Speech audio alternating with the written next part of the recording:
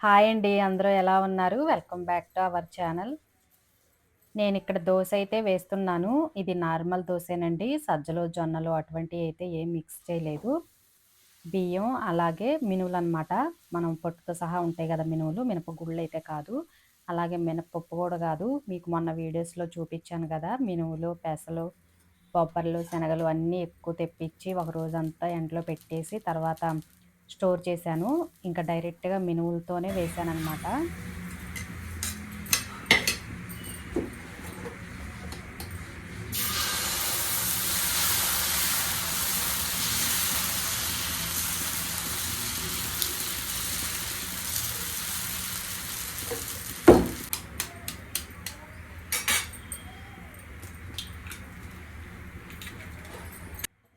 అందుకోసమే మీకు దోస అనేది ప్యూర్ వైట్‌గా అయితే ఏమీ లేదు. డైరెక్ట్‌గా మినపగుళ్ళు వాడాను కదా! పొట్టుతో సహా వేశాను కాబట్టి కొంచెం బ్లాక్‌గా అనిపిస్తాయి.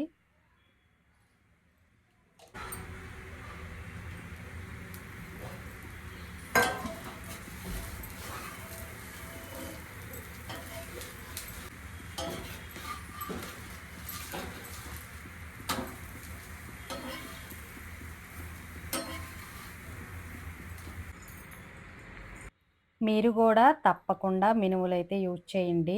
ఎందుకంటే ఈ మధ్య మనకి హెల్త్ గురించి బాగా చూపిస్తున్నారు కదా! పెసలు, బొబ్బర్లు, శనగలు ఏవైనా గూడా అట్లా డైరెక్ట్‌గా గింజలు నానబెట్టి, లేకపోతే ఉడకబెట్టిన ఇలా దోసల రూపంలో అయినా పొట్టుతో సహా ఉన్నయి యూజ్ చేయమని చెప్తున్నారు. ఇంకా 35, 40 దగ్గరకొచ్చిన వాళ్ళైతే కంపల్సరీగా ఎక్కువ ప్రోటీన్, ఫైబర్ ఉన్న ఆహారం అయితే తీసుకోవాలి. ఇక్కడ చూడండి 4 డేస్ అయితే అయిపోయింది స్ప్రౌట్స్ ప్రిపేర్ చేయక. ఇంకా ఈరోజు పెసలు, బొబ్బర్లయితే నానబెడుతున్నాను ఒక గిన్నెలో.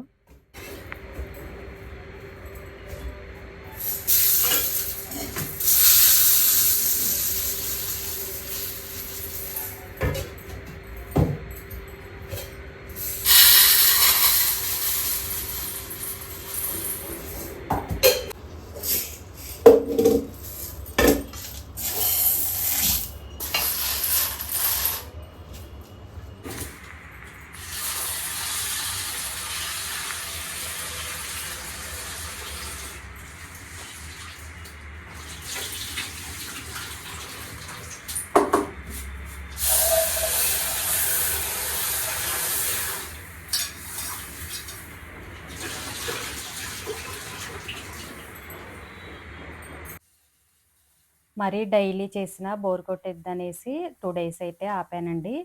మనం స్ప్రౌట్స్ తినాలనుకుంటే 2 డేస్ నుంచే దానికి కొంచెం వర్క్ అనేది ఉంటుంది గదా! ఈరోజు నానబెట్టాలి, రేపు బాక్స్‌లో వేయాలి. అలాగే మనకి ఎల్లుండికొస్తాయి. ఇంకా మధ్యలో 2 రోజులైతే బ్రేక్ ఇచ్చాను.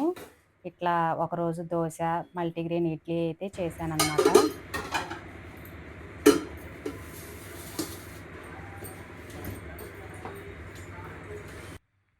ఇంకా మొలకల కోసం అయితే ఎక్కువ వెరైటీస్ అయితే నానబెట్టలేదు. పెసలు, బొబ్బర్లే వేశాను.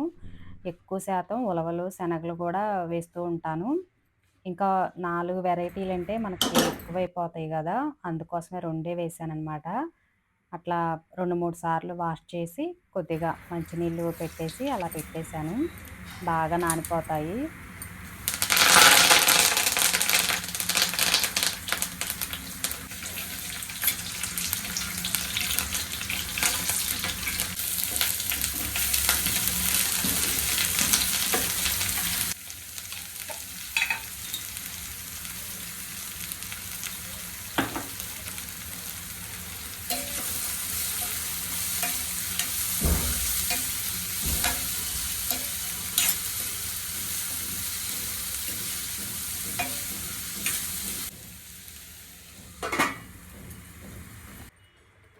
ఇక్కడ కర్రీ అయితే ఎగ్ పులుసు ప్రిపేర్ చేస్తున్నాను.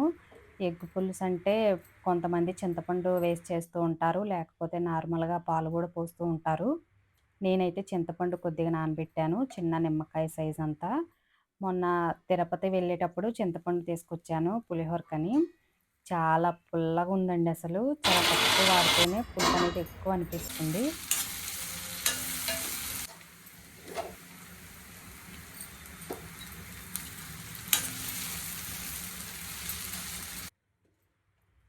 కొంచెం గ్రేవీలాగా తిక్కుగా రావాలనేసి కొబ్బరి, అలాగే కొద్దిగా ధనియాలు, ఒక యాలుక, లవంగ, చిన్న దాల్చిన చెక్క వేసి, అలాగే చిన్న అల్లం ముక్క, కొన్ని వెల్లుల్లిపాయ రెబ్బలు వేసేసి మిక్సీ వేశాను. కొద్దిగా వాటర్ అవి కూడా వేశాను.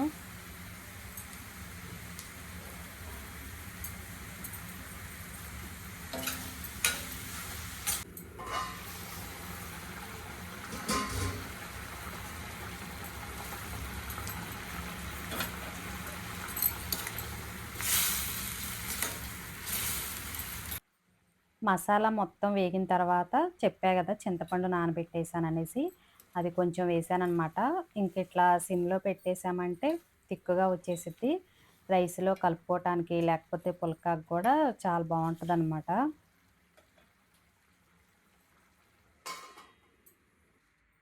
ఈ బట్టలన్నీ ఉతికానండి. ఇంకా ఇవన్నీ రెయిన్ కోట్సు, అలాగే స్వెటర్స్ అనమాట. మొన్న వర్షం పడింది గదా! మాస్టర్ తీసుకొని వెళ్ళిపోయారు. ఇంకా వర్షాలేమీ లేవు. సమ్మరొచ్చేసింది గదా! ఇంకా రెయిన్ కోట్ గూడా మొత్తం ఉతికి డాబా పైన వేశాను. స్వెటర్స్ కూడా మనకింక ఇప్పుడు ఉపయోగం లేదు గదా! మళ్ళా మనకి చలికాలం అనేదొస్తేనే. అందుకోసమే ఇంక లాస్ట్‌లో మళ్ళా ఒకసారి బాగా వాష్ చేసేసాను. కంఫర్ట్ అవి పెట్టేసి వాష్ చేశాను. మిషన్‌లో అయితే ఏమీ వేయలేదు. హ్యాండ్ వాష్ అనమాట. చేత్తో ఉతికేసాను. ఇంకా బాగా ఎండిపోయినియి. ఎండొస్తుంది గదా! మంచిగా మడతలు పెట్టి కబోర్డ్‌లో పెట్టేశాను.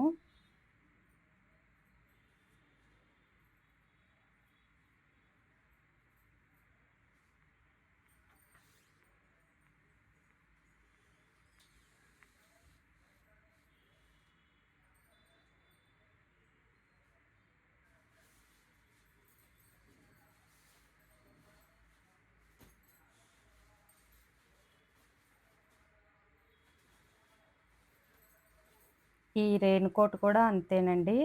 బాగా వర్షాలప్పుడు బయటే ఉంచేస్తాను. ఎప్పుడు కావాలంటే అప్పుడు తీసుకొని వెళ్ళిపోతారు. ఒక్కొక్కసారయితే బండిలోనే ఉంచేసుకుంటారు. ఎందుకంటే వెళ్ళేటప్పుడు స్కూలుకి వెళ్ళేటప్పుడు మధ్యలోనే వర్షం రావచ్చు కదా! ఇంకిప్పుడు వర్షాలన్నీ తగ్గిపోయినాయి కాబట్టి దీన్ని గూడా వాష్ చేసి కబోర్డ్‌లో పెట్టేశాను.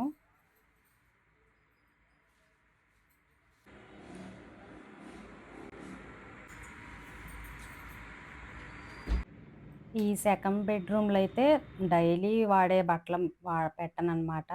ఎప్పుడన్నా ఒకసారి తీసేయి, అలాగే ఇప్పుడు మీకు చూపిచ్చా గదా! రెయిన్ కోటు, స్వెటర్సు, ఎక్స్‌ట్రా ఉన్న బెడ్‌షీట్సు అటువంటియయితే సెకండ్ బెడ్‌రూమ్‌లో ఉంచుతాను. ఇంక ఈ బెడ్‌రూమ్‌లో మాత్రం డైలీ ఎక్కువ ఇక్కడే గాబట్టి ఉపయోగం. అన్ని బట్టలు డైలీ యూజ్ చేసేయి మొత్తం ఈ కబోర్డ్‌లో పెట్టేస్తాను.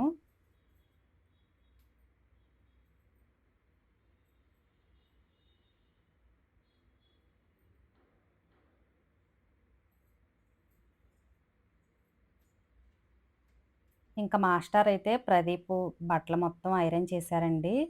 అవి సర్దుతున్నాను. మాస్టర్ బట్టలయితే గంజి పెట్టాలి. పండు అయితే అదే ప్రదీపు గంజి పెడితే అస్సలిష్టం ఉండదు. తను షర్ట్స్ ప్యాంట్స్ మాత్రం ఐరన్ చేశారు. ఈరోజు మార్నింగే ఎగ్స్ అయితే వచ్చినియండి. ఎగ్స్ వస్తే అందరూ కిందకి దిగి తీసుకొచ్చుకుంటాము అపార్ట్‌మెంట్ దగ్గరికి. చాలా చిన్న వీడియో నచ్చితే లైక్ చేయండి.